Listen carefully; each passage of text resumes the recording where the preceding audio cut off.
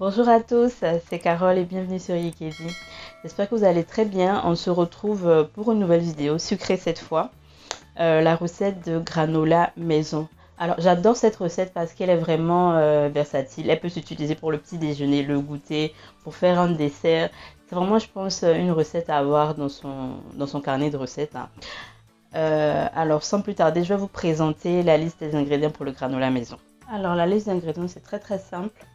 Il faudra du flocon d'avoine aka Quaker à Abidjan, je sais pas. Les Ivoiriens, s'il vous plaît, est-ce qu'on peut arrêter d'appeler les trucs par le nom de la marque, hein? Moi-même y compris, hein. Je le fais souvent, donc voilà. Après, il faut du sucre avec un petit peu de zeste d'oranger, de citron, de la noix de coco râpée, des amandes, des raisins secs, de l'huile, du miel et un petit peu d'extrait de vanille. Après, comme épices pour parfumer, j'ai pris un mélange de cannelle et de muscade avec un petit peu, une pincée de sel. Donc voilà, ce qui est bien avec cette recette, c'est que vous pouvez complètement l'accommoder selon vos goûts. Si vous n'aimez pas l'amande ou si vous n'en avez pas, vous pouvez la remplacer par la noix de cajou, de l'arachide, vraiment ce que vous aimez. Pareil pour les raisins et pour la noix de coco, vous faites vraiment vous accommoder avec ce que vous aimez le plus. C'est vraiment là, le plus important à garder, c'est la technique, la recette, et puis vous accommoder les ingrédients selon vos goûts. Alors, je vais commencer par réserver mes raisins pour la fin, parce que j'en aurai pas besoin tout de suite. Je commence par mélanger bien mon sucre avec mes zestes. Et je réserve. Après, c'est de mélanger tous les ingrédients secs, sauf les raisins bien sûr, hein. Donc la noix de coco râpée, les épices avec la pincée de sel et les amandes. On mélange tout.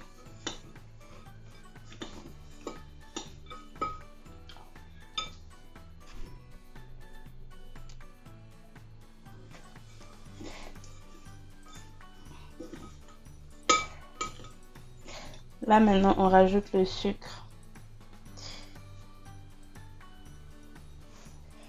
Voilà.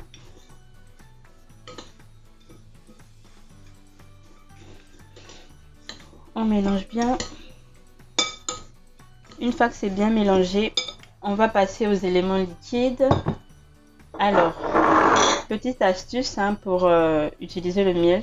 Il faut d'abord commencer par de l'huile en fait. Graisser le récipient que vous allez utiliser. Donc, je vais mélanger ici. Je mets d'abord l'huile.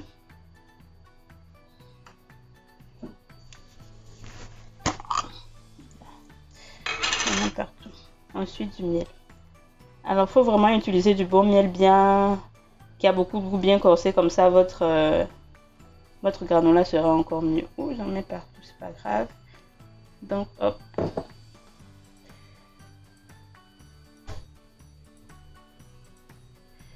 Vous voyez, regardez, le miel n'a presque pas accroché dans le récipient. Hop.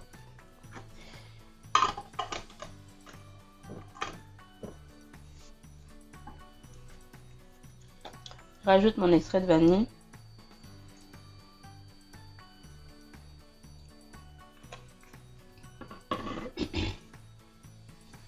Et là, je viens tout bien mélanger. Une fois que c'est bien mélangé, je vais combiner les éléments secs et les éléments liquides, tout en remuant tout ça très bien.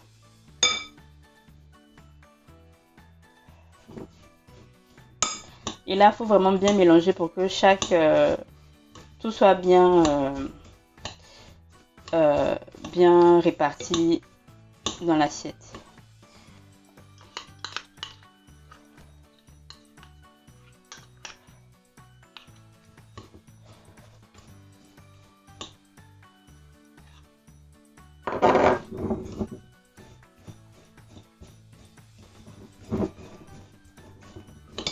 Voilà ce que ça donne une fois que tout est bien mélangé.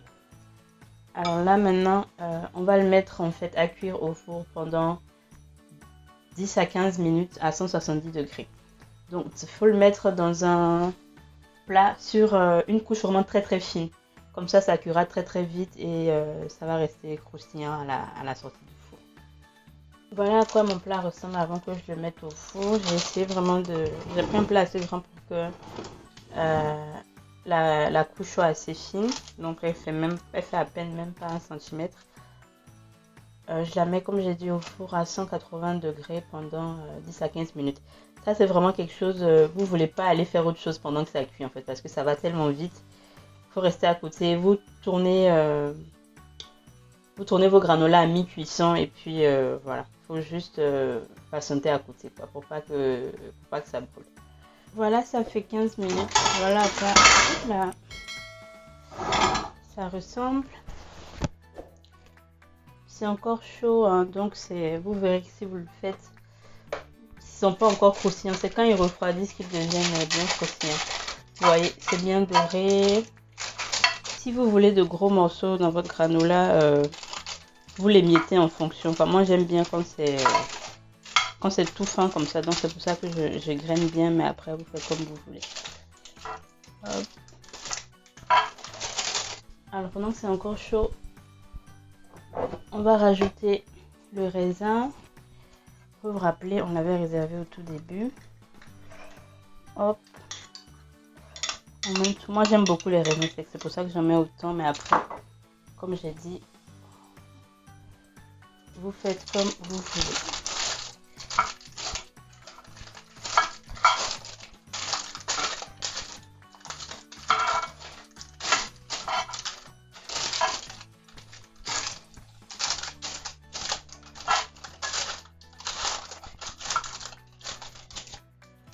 Et voilà, le granola maison.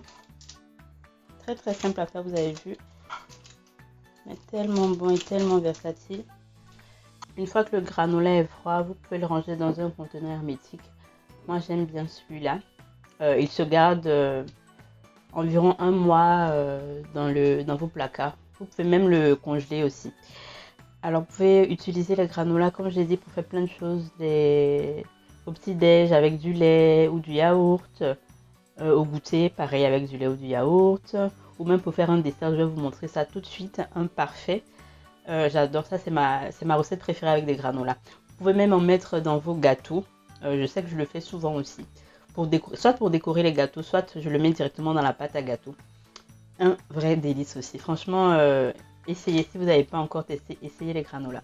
Pour la recette de parfait. Rien de plus simple, je prends un yaourt. Bon là, j'ai pris un yaourt du commerce, mais j'ai plus de yaourt maison. Je vous mettrai en i à gauche ou à droite comment je fais mon yaourt maison. Très très bon, mais là j'en ai plus. Donc yaourt commerce. Je rajoute de la compote de pommes. Vous pouvez prendre n'importe quel fruit, pas forcément de la compote, hein. Vous pouvez mettre des fruits entiers. Voilà, juste un petit peu. Hop. Je rajoute une cuillère de granola.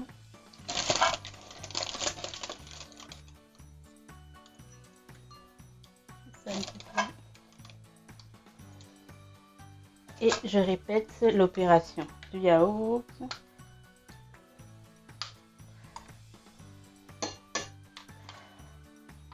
Comme ça fait de belles couches. La compote. Et encore du granola. Avec une petite couche, voilà. Hop. C'est du yaourt nature, hein, je précise, le granola est sucré, la compote aussi, donc je pense que ça va.